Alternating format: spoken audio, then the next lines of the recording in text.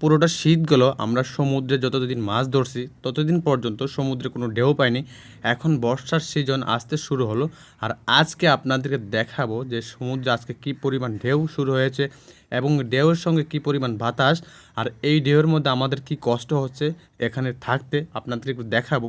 এখন বর্ষার সিজন, এখন সাগর খারাপ হবে বেশিরভাগ সময়, সাগরে সবসময় বাতাস থাকবে এবং কি ঢেউ থাকবে। শীতকালে যেমন আমরা খুব ভালো একটা সময় কাটাতে পারি এবং ঠিকঠাক মতো চলাফেরা এবং খাওয়া দাওয়া করতে পারি, বর্ষার সিজন আসলে কিন্তু আমরা ঠিকভাবে খাওয়া দাওয়া এবং কি ঘুমোতেও পারি না এবং ঠিক মতো দাঁড়িয়েও থাকতে পারি না।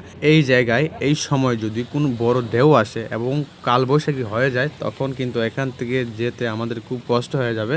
আর আজকে এই সমুদ্রে যত মাছ ধরার জাহাজ আছে এবং ছোট বোট আছে, বোটগুলো কিন্তু চলে যাবে কিন্তু জানি না, তবে যত জাহাজ আছে আর সবগুলো কিন্তু এই সাগর খারাপ হওয়ার কারণে সমুদ্র থেকে ফিরে যাওয়া। তো আপনাদেরকে এখন একটু দেখাবো যে কী পরিমাণ ঢেউ হচ্ছে।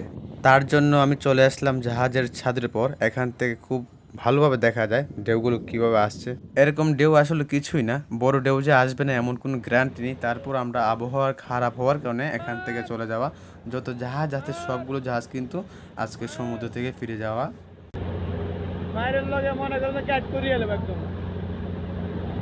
এখন তো বড় রুলিং শুরু হয় নাই, বড় রুলিং আইলে জাহাজের পিছন থেকে সামনে দেবো, ওই সামনে থেকে পিছনে দেবো পানি।